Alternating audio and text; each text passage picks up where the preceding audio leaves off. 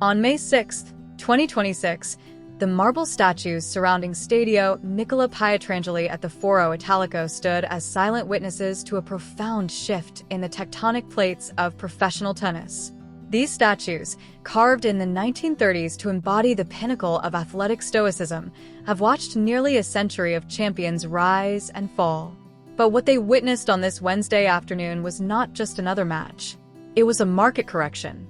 It was a collision between institutional prestige and raw, unmanufactured gravity. It was the moment the old hierarchy began to crack. While the official machinery of the WTA ground forward, world number one Aryna Sabalenka, a four-time Grand Slam champion and the undisputed titan of the modern era, sat in a press room on her 28th birthday and issued an ultimatum that sent shockwaves through every sports executive office. She spoke of boycotts. She spoke of rights. She spoke of a fundamental truth. Without the stars, there is no show. But as her words were transcribed and blasted across social media, the actual show was unfolding just a few hundred meters away. And it looked nothing like what the tournament directors had planned.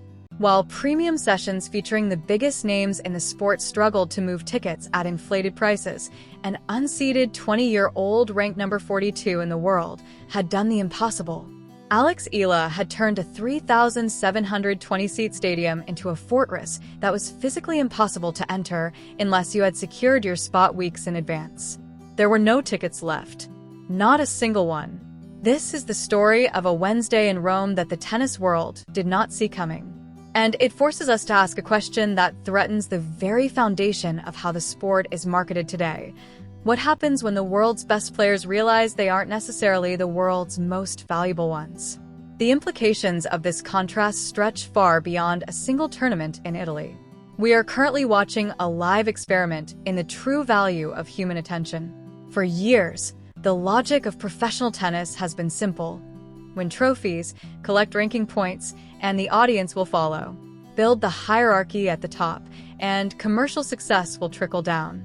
But the scene at the Foro Italico suggests that hierarchy is breaking. When a world number one is threatening to walk away because the money doesn't match the effort, while an unseeded player is creating sellout frenzy that rivals a rock concert, the leverage in the room begins to shift. This is about the open question facing the WTA's future. Why is the most heavily marketed session in Rome, featuring three of the biggest names in the sport, fighting against empty seats and growing fan resentment, while a young woman from the Philippines, with zero promotional push from the tournament, is generating organic, diaspora-driven demand that no algorithm could have predicted? The stakes here are existential. If the stars boycott, will the fans even notice? Or are players like Alex Eala the ones actually filling the seats? We are entering an era where market behavior is decoupling from traditional sporting achievement. And the fallout from this Wednesday in Rome might just be the catalyst for a total reimagining of how players are paid, how tournaments are scheduled, and who truly holds the power when the stands are full. To understand how we reached this flashpoint, we must look at the atmosphere leading into the 2026 Italian Open. Rome is a city that respects history, but it has grown increasingly frustrated with the modernization and monetization of its most beloved sporting events. In the weeks before the tournament, official communications were relentless. They were selling a carefully curated dream, the biggest names stacked on premium sessions. Sabalenka, Coco Gauff, and local hero Matteo Berrettini were positioned as the center court opener for Day 4. This wasn't just a schedule. It was a desperate attempt to move 10,500 seats at premium prices. But the fans weren't buying the dream. Instead, they flooded social media with accusations that the tournament was killing the sport. Prices for premium sessions had spiked dramatically, a move one prominent Italian sports outlet described as a tournament with no shame whatsoever. This is the backdrop of the modern WTA 1000 event, a constant struggle to balance massive overhead costs with a fan base that feels increasingly priced out of its own passion. And it was against this backdrop that Aryna Sabalenka decided to take her stand. Sabalenka is not a player who minces words. On her 28th birthday, at the absolute peak of her powers, she sat in that press room and laid out a stark vision. "I think at some point we'll boycott it," she said. "Yeah, like that's going to be the only way to fight for our rights." Her argument centered on the X factor of the entertainment industry. She sees herself and her peers as the primary drivers of value. Without the players, there is no show. The physical toll of the tour, the endless travel, and the immense pressure of staying at the top deserve compensation that truly reflects the revenue these events generate. From a certain perspective, she is absolutely right. But Sabalenka's why was about to meet Alex Eala's who. Because while Sabalenka was arguing in the press room, the fans at Stadio Nicola Pietrangeli were proving they had a very different definition of who they were willing to pay to see. Alex Eala's journey to that sold-out stadium in Rome did not begin with a win. It started 9 days earlier in Madrid with a brutal, ego-bruising defeat that would have sent many young players spiraling. She faced Elise Mertens, a veteran clay court specialist who specializes in dismantling aggressive hitters. The scoreline was a merciless 6-2, 6-1 demolition. In professional tennis, a loss like that follows you. It becomes the new narrative. She's not ready. She can't handle the heavy hitters on the surface. But Eala didn't go quiet. She went to Rome. And she brought with her something that Sabalenka's 4 Grand Slams cannot buy, an organic global community that views her success as a collective victory. When she drew Magdalena Frech in the first round, a dangerous former top 25 player who makes life difficult for aggressive baseliners, nobody expected a sellout. Nobody, that is, except the people who truly understand the power of the Philippine diaspora. The scene at Stadio Nicola Pietrangeli was unlike anything the Italian Open had seen in years. This isn't just a tennis court. It is an architectural marvel, the most photographed venue in the sport, ringed by towering marble statues. It is usually the place for casual fans to soak in the Roman sun and enjoy the atmosphere. But on May 6th, the vibe was replaced by a roar. This is the new reality the WTA must confront. The old model is fracturing. And in its place, something raw, emotional, and unstoppable is rising, carried on the shoulders of a 20-year-old left-hander from Quezon City who plays with joy, fights with heart, and brings an entire nation with her wherever she goes. The marble statues at the Foro Italico saw it all. And they will remember. The Philippine flag was draped over the marble railings. The chants of Alex, Alex, were so loud they echoed off the stone athletes in a way that felt almost sacrilegious to the traditionalists. Diane Castillo, the legendary broadcaster from ABS-CBN, was there on the ground. She has seen it all: Manny Pacquiao's rise, the basketball frenzies of Manila, Olympic glory. Her dispatch that evening was just 4 words: Pinoy pride, Natalia. In those 4 words, she captured the market anomaly that the WTA is currently failing to calculate. This wasn't a crowd of tennis fans who happened to be in Rome. These were fans who flew in from Manila, London, Dubai, Madrid, and beyond specifically to be in that 3,720-seat building. They didn't care about the price spikes on center court because they weren't going to center court. They were going to see Alex. The match itself was a micro-study in the grit that builds this kind of loyalty. Eala didn't just win. She performed a 3-act play. She took the first set 6-0. It was clinical, dominant, the kind of opening set that makes a crowd feel like they've made the smartest investment of their lives. But then the reality of clay court tennis set in. Frech, the veteran, adjusted. She broke Eala's rhythm and took the second set 6-3. Momentum had shifted. In the third set, Eala went down a break. This is the moment where stories like this usually end for unseeded 20-year-olds. This is where the painful Madrid loss from 9 days earlier usually starts to weigh heavy on the shoulders. But this is also where the X factor, the audience, comes into play. The crowd didn't get quieter when she went down a break. They got louder. They weren't there for a dominant win. They were there for the fight. Eala broke back. She steadied her nerves. She served it out 6-4. It was her first ever victory at the Italian Open. But more importantly, it was verification of her value. When she turned to the crowd afterward, she didn't perform a choreographed celebration. She simply offered a quiet, direct wave. She had earned the room, and she knew it. Now, let's play devil's advocate for a moment to maintain professional credibility in this analysis. A skeptic would say, sure, Eala sold out a smaller court, but she's ranked 42nd. You can't build a global tour around a player who hasn't won a major.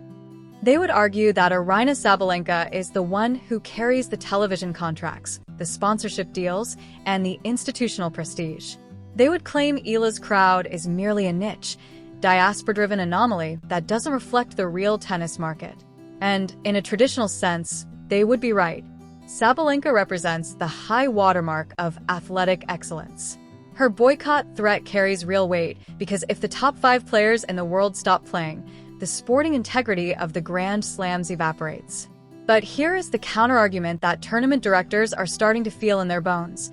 Sporting integrity doesn't pay the stadium's electricity bill. Ticket sales do. Merchandising does. Organic engagement does. The data from Rome speaks a language that is becoming impossible to ignore. Your most heavily promoted session featuring legends needed every ounce of marketing muscle just to move tickets. An unseeded 20-year-old filled her stadium organically, without a single promotional push from the tournament. That is not a one-day anomaly. Madrid told the same story just weeks earlier. We are seeing a clear pattern. Certain players, regardless of seeding, possess an audience gravity that is more reliable than rankings themselves. Sabalenka's claim that, without us, there wouldn't be a tournament, assumes that us only refers to the champions. But what if the us that the fans actually care about includes players who represent something larger than a trophy?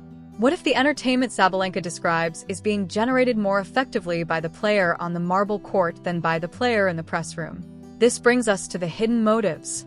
Sabalenka isn't just asking for more money.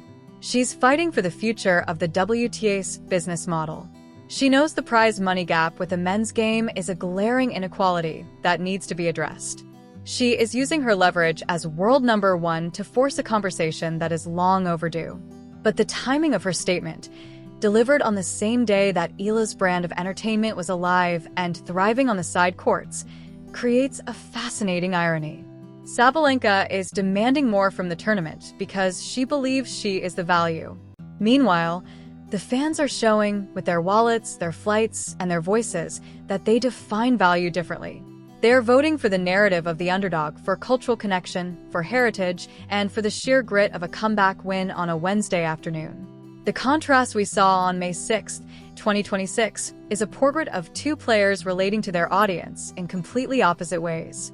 One demands the room, the other earns it. And as we look toward the future, this distinction may become the most important metric in the sport. What happens 5 years from now because of this Wednesday in Rome? If the boycott actually happens and the top-tier stars walk away from a Grand Slam, the vacuum will be filled, and it won't be filled by lesser players. It will be filled by the players who have already built their own independent kingdoms of fans. If Alex Eala continues this trajectory, she won't need a seeding to be the main attraction. She will be the reason the 10,500-seat stadium sells out. And she will be the one with the leverage. The long-term trajectory of professional tennis is moving toward a creator economy model. For decades, the tour was the platform and the players were the content. But now, players like Eala are becoming their own platforms. They carry their audience with them from Madrid to Rome to Paris. They don't need the tournament's marketing machine because their fans are the marketing machine. When Philippine sports media starts mobilizing travel packages for Roland Garros 2 weeks before the draw even drops, the power dynamic has already shifted. The tournament directors aren't the ones in control anymore. The diaspora is. And this is where Sabalenka's boycott threat gets complicated. If the established stars walk out, they might find that the door doesn't stay open for them. The audience might simply move its gaze to the players who stayed, the players who fought through third-set battles on the marble courts and made the fans feel like they were part of the victory. My final thought for you to carry away from this deep dive is about the nature of power in sports. We often think of power as something handed down in the form of a trophy or a world number 1 ranking. But true power is the ability to command a room or a stadium without asking for permission. Aryna Sabalenka is a phenomenal champion who has earned every bit of her status, and her fight for fair pay is a noble one. But Alex Eala is proving that there is a different kind of status that isn't found in a trophy case. It is the status of being unmissable. On that Wednesday in Rome, while the world was busy counting empty seats on center court, the fans at Pietrangeli were showing us exactly where the future of the sport is headed. The entertainment wasn't missing. It had simply moved to a different court. The French Open draws in 2 weeks. The conversation is only going to get louder. We're looking at a potential round of 16 rematch for Eala against Wang Xinyu, the very player who ended her Rome campaign last year. If she wins that and a center court path becomes reality, we will see the ultimate test of this market theory. Can Alex fill 10,500 seats faster than the world number one? And if she does, what does that do to the WTA's bargaining power? This channel tracks every match, every ticket surge, and every press conference that accidentally makes its own point. If you followed the story this far, you aren't just a spectator. You're witnessing the restructuring of an entire industry. Make sure you're subscribed so you don't miss the next chapter of this reckoning. Because if Rome was the warning shot, Paris is going to be the explosion. Drop your predictions in the comments below. Is the era of the unseeded superstar officially here? Or is Sabalenka's boycott the only way to save the sport's future? I'll see you in the next deep dive.